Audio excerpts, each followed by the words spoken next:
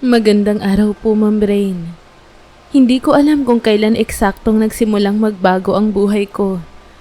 Wala namang kakaibang palatandaan noong una. Tahimik lang ang baryo namin. Katulad ng nakasanayan. Pare-parehong mukha, pare-parehong kwento, at pare-parehong araw na parang paulit-ulit lang. Sanay na ako roon. Sanay na akong walang bagong nangyayari. Hanggang dumating siya. Hindi ko man lang alam ang pangalan niya noong una. Basta isang araw, may lalaking biglang lumitaw sa baryo na parang matagal nang nandoon. Pero wala ni isang makapagsabi kung saan siya nanggaling. Wala siyang kamag-anak, walang bahay na matatawag na kanya. At kakaiba, wala rin siyang telepono. Sa panahon ngayon parang imposibleng walang kahit anong bakas online. Pero siya, parang hindi talaga kabilang sa mundong ginagalawan natin. Tahimik siya pero hindi suplado. Simple manamit, laging malinis. May mga mata siyang kakaiba. Parang laging may iniisip na malalim. Parang may hinahanap. Napansin ko ring hirap siya sa mga simpleng bagay.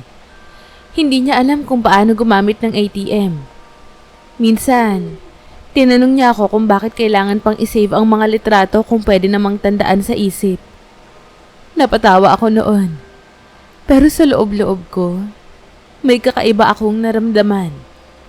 Hindi ko alam kung awa ba, pagkamausisa, o kung anong kakaibang koneksyon. Pero madalas ko siyang kausapin.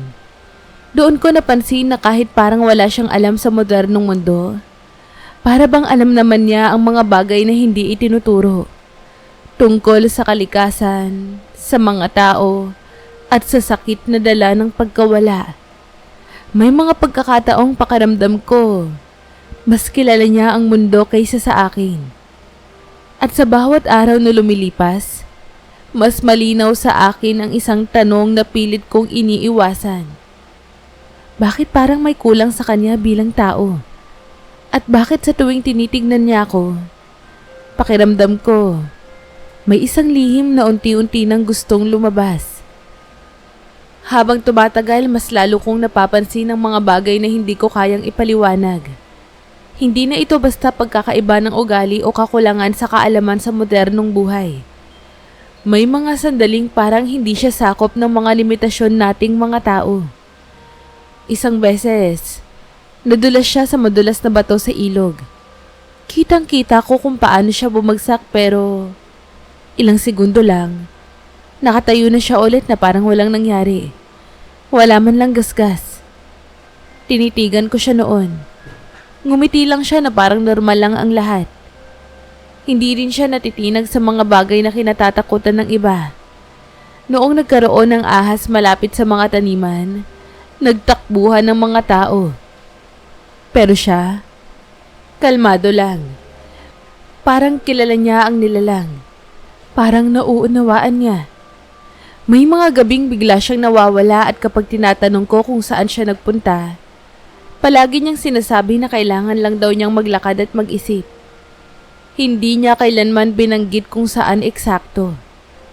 Sinubukan kong tanungin ang tungkol sa nakaraan niya. Pamilya, pinanggalingan, kahit simpleng alaala ng pagkabata. Pero palagi siyang umiiwas. Hindi siya nagsisinungaling. Ramdam ko yun. Parang may batas lang siyang sinusunod na hindi ko alam. Sa kabila ng lahat ng yun, hindi ko napigilan ang sarili ko. Unti-unti, nahuhulog na ako sa isang lalaking parang tao. Pero alam kong may itinatagong katotohanan na mas malalim pa kaysa sa kaya kong tanggapin. May isang lugar sa baryo na simula pagkabata pa lang alam na naming bawal. Bawal puntahan dahil yun ang sabi ng matatanda. Isang gubat sa dulo ng kalsada na makapal ang mga puno at laging malamig kahit tirik ang araw. Sinasabi nila na wag kaming lalapit doon. Lalo na kapag palubog na ang araw. Hindi ko kailanman pinaniwalaan ang mga kwento noon. Hanggang mapansin kong doon madalas mapunta ang tingin niya. Tuwing hapon, Kapag tahimik na ang paligid, tumitigil siya at nakatitig sa direksyon ng gubat. Hindi yun simpleng pagtanaw. Parang may tinatawag sa kanya. Isang gabi, sinubukan kong sundan ang tingin niya at iminungkahi kong maglakad kami papunta roon. Hindi pa man ako nakakahakbang ng tuluyan, bigla siyang humawak sa braso ko.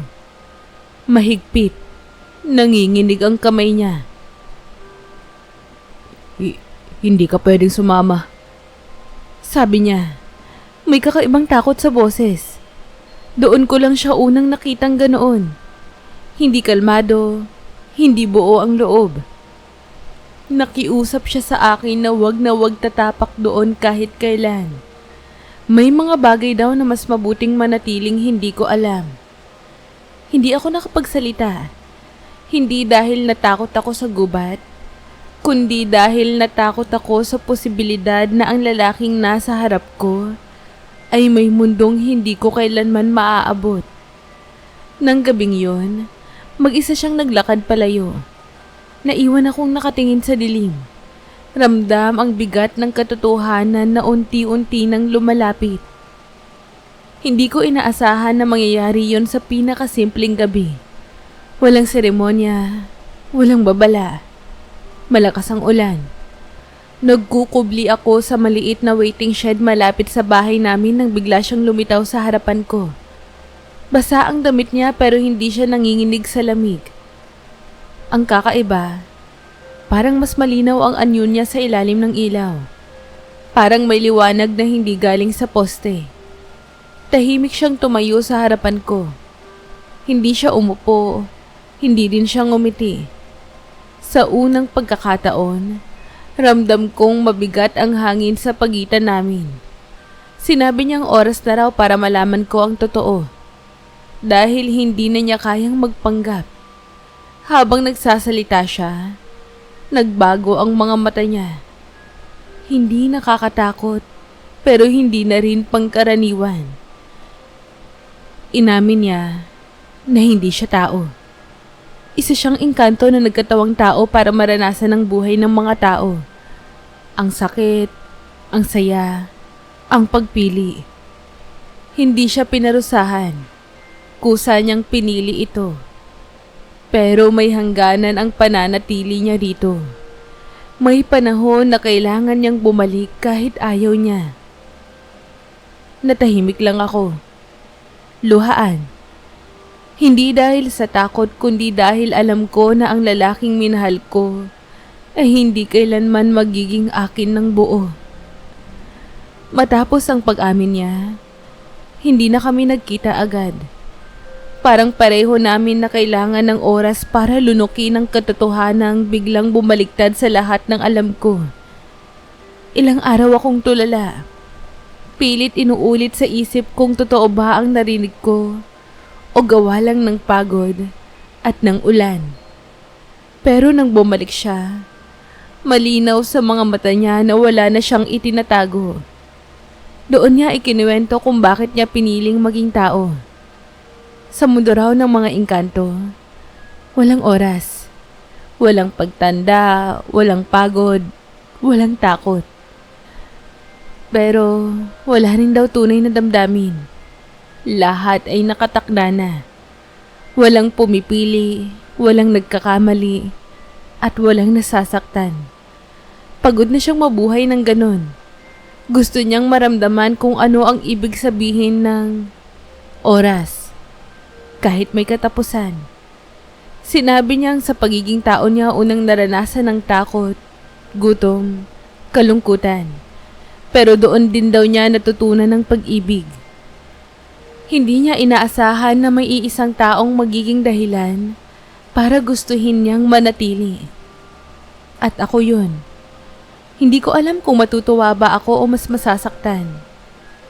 Dahil sa bawat salitang sinabi niya, mas lumilinaw sa akin ang katotohanan. Ako ang dahilan kung bakit siya nag-aalinlangan na bumalik. At sa unang pagkakataon, naramdaman kong ang pagmamahal ko ay may bigat na hindi ko ginusto. Hindi namin kailangang sabihin ng direkta pero pareho naming alam na may namamagitan na sa amin. Hindi ito yung tipikal na ligawan na alam ng lahat. Walang label. Walang pangako. Pero may mga tingin na mas malinaw pa sa kahit anong salita. Naging kami sa paraang tahimik. Parang lihim na kasunduan ng dalawang tao na alam na may hangganan ang lahat. Habang tumatagal, napapansin kong may mga matang nakamasid sa kanya. Hindi tao. Nararamdaman ko lang. Parang may mga presensyang dumadaan sa paligid kapag magkasama kami. Lalo na tuwing gabi. Minsan, bigla siyang napapatigil. Napapapikit.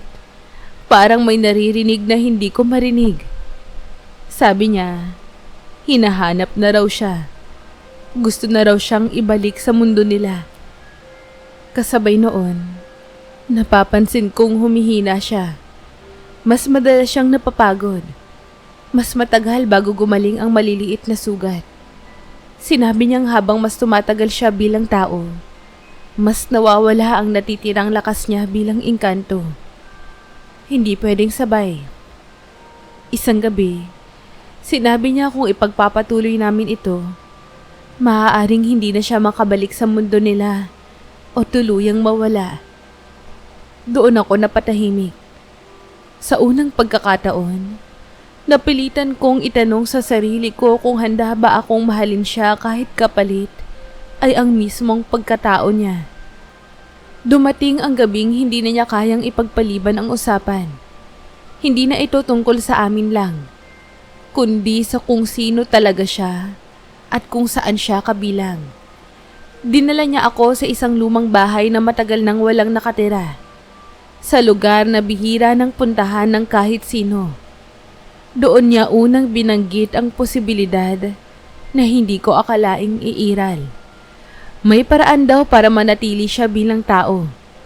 Isang ritual na matagal nang ipinagbabawal sa mundo nila. Kapag tinuloy iyon, mawawala sa kanya ang lahat ng alaala ng pagiging engkanto. Ang mundo niya, ang kapangyarihan, at ang tunay niyang pinagmulan. Hindi na siya makakabalik kahit kailan. Magiging isa siyang ganap na tao. May maikling buhay at karaniwang wakas. Pero may kapalit pa. Posibleng pati ang alaala niya sa akin ay mabura.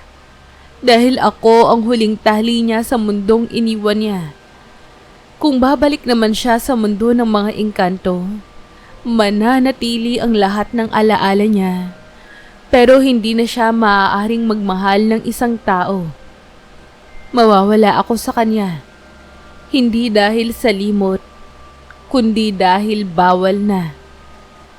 Tahimik kaming dalawa. Walang iyakan, walang drama. Parang pareho naming alam na anuman ang piliin, may mawawala. Sinabi niyang hindi niya ako hinihila sa desisyon niya. Pero alam kong kahit anong piliin niya, may bahagi sa akin na masisira. Sa gabing iyon, napagtanto ko na ang tunay na pag-ibig ay hindi laging pananatili. Minsan, ito ang pagpayag na mawala ang taong mahal mo, kahit ikaw ang dahilan kung bakit siya gustong manatili. Mula ng gabing iyon, parang may unti-unting kumakalas sa kanya. Hindi na siya kasing lakas. Hindi na kasing linaw ang mga mata niya na minsang puno ng hiwaga. May mga araw na tahimik lang siyang nakaupo. Nakatingin sa malayo na para bang sinusubukang hawakan ang oras na mabilis nang lumilipas. Hindi niya sinasabi pero ramdam ko. Pinipili na siya ng mundo kung saan siya tunay na kabilang. May mga sandaling hindi niya na maalala ang mga simpleng bagay. Minsan tinatanong niya ako kung anong araw na at kung gaano na raw katagal kaming magkasama. Hindi dahil nalilimutan niya ako, kundi dahil parang binabawi ng pagiging tao ang presensya niya. Pira-piraso. Sabi niya ito raw ang epekto ng matagal na pananatili sa mundong ito. Parang unti-unting inuubos ng mundong ito ang kanyang kakayahan. Isang hapon, bigla siyang napaupo sa lupa. Hingal na hingal. Parang may mabigat na puwersang dumadagan sa kanya. Wala akong magawa kundi hawakan ang kamay niya. Doon ko naramdaman na hindi na yon tulad ng dati. Mas mainit, mas marupok. Tao na siya higit sa engkanto. Sa bawat sandaling iyon, mas lumilinaw sa akin ang katotohanan. Hindi sapat ang pagmamahal para pigilan ang kapalaran niya. At kung ipipilit ko pa ang pananatili niya, baka tuluyan siyang mawala. Doon ko napagtanto na minsan, ang tunay na sakripisyo ay ang pagbitaw kahit sa taong mahal na mahal mo. Dinala niya ako sa gubat sa gabing halos wala ng buwan. Hindi ito ang lugar na kinatatakutan ko noon, kundi isang mas malalim na bahagi na parang matagal nang nakatago sa mata ng mundo. Habang naglalakad kami, unti-unting nagbago ang paligid. Mas malinaw ang mga kulay, mas mabagal ang hangin, at parang humihinga ang mga puno kasabay namin. Doon ko unang naintindihan na may ibang mundong nakapatong lang sa mundong alam ko. Sa gitna ng kagubatan, may liwanag na hindi galing sa kahit anong ilaw. Tahimik, pero hindi nakakatakot. Iyon ang hangganan ng mundo niya. Sinabi niyang hanggang doon lang ang kaya niyang dalhin ako. Kung tatawid pa siya, kailangan na niyang pumili. Hindi na raw siya pwedeng bumalik sa anyong tao kapag ginawa niya ang desisyon. Humahawak siya sa kamay ko ng mas mahigpit kaysa dati. Hindi kami umiyak. Wala ring mahabang pangako. Sinabi ko lang sa kanya na kung saan man siya mapunta, sapat na sa akin na minsan, pinili niya akong mahalin. Ngumiti siya. Isang ngiting punong-puno ng lungkot at pasasalamat. Sa gitna ng liwanag, unti-unti siyang umatras. Sa bawat hakbang niya palayo, parang may piraso ng sarili kong naiiwan. Nang tuluyan siyang mawala, naiwan akong mag-isa sa katahimikan ng gubat. Dala ang bigat ng desisyong hindi ko man binigkas, pero buong puso kong tinanggap. Nagising ako kinabukasan na parang walang nangyari. Nasa kwarto pa rin ako. May liwanag ng umaga. Naririnig ang normal na ingay ng baryo. Kung hindi dahil sa bigat ng dibdib ko, iisipin kong panaginip lang ang lahat. Lumabas ako ng bahay na pilit hinahanap ang bakas niya. Kahit anong palatandaan na totoo ang nangyari. Walang nakaalala sa kanya. Nang tanungin ko ang kapitbahay kung nasaan ang lalaking palaging nakikita sa paligid, nagkibit balikat lang siya. Parang wala raw ganoong tao. Ang lugar na madalas naming puntaan, tila karaniwan lang. Walang bakas ang presensyang minsang naging sentro ng mundo ko. Pati ang gubat, tahimik at walang kakaibang aura. Parang sinarado na ang pintuang minsang bumukas. Lumipas ang mga araw at natutunan kong kumilos muli kahit mabigat ang loob. Tinanggap ko na may mga bagay talagang dumarating para baguhin ka. Hindi para manatili. Sa bawat paghinga, dala ko ang alaala ng isang pag-ibig na walang saksi, kundi ako lang. Isang hapon, may nakita akong maliit na tanda. Isang dahon na kumikislap sa sikat ng araw kahit tuyo na. Hindi normal yon. Kinuha ko ito at doon ko napatunayan hindi ko inimbento ang lahat. May iniwan siya.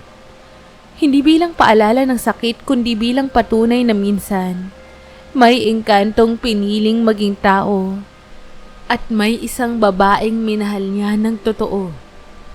Lumipas ang mga taon na parang hangin. Tahimik pero ramdamang galaw.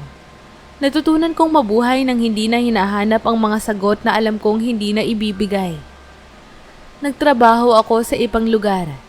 Nagkaroon ng bagong routine at natutong ngumiti kahit may bahaging hindi na kailanman napuno. Hindi ako nagmahal muli sa parehong paraan. Parang may parte ng puso kong nanatili sa gubat na iyon. Isang araw, sa gitna ng lungsod na hindi ko inaasahang babalikan, may nakita akong lalaking pamilyar ang likuran. Hindi siya kakaiba. Normal ang ayos, may hawak na cellphone, at nakikipag-usap sa ibang tao. Pero may bagay sa tindig niya na agad kong nakilala. Nang magtama ang mga mata namin, may sandaling parang huminto ang mundo. Hindi niya ako kilala. O baka akala ko lang. Pero sa titig niyang yun, may bahagyang pagtataka. Parang may alaala siyang pilit hinahabol pero hindi mahawakan. Ngumiti ako. Hindi para ipaalala ang nakaraan, kundi para tanggapin ang kasalukuyan. Ngumiti rin siya ng marahan, na parang may naramdaman siyang hindi niya maipaliwanag. Hindi ko na tinanong kung sino siya. Hindi ko na rin hinanap ang sagot kung engkanto pa ba siya o ganap ng tao. Sapat na sa akin ang kaalaman na minsan, nagtagpo ang dalawang mundong hindi dapat magtagpo. At sa sandaling iyon, may pag-ibig na totoo, kahit hindi nagtagal, kahit walang nakakaalam. Habang naglalakad ako palayo, ramdam kong magaan ang dibdib ko. Hindi dahil bumalik siya, kundi dahil natutunan ko na ang ilang pag-ibig ay hindi kailangang manatili para maging buo. Minsan, sapat na ang katotohanang minahal ka, kahit sa pagitan ng dalawang mundo. Kamusta po kayo? Muli, maraming salamat po sa pagsubaybay. Huwag niyo po sanang kalilimutang mag-like, share, comment, at subscribe. Palagi po kayong mag-iingat. Hanggang sa muli!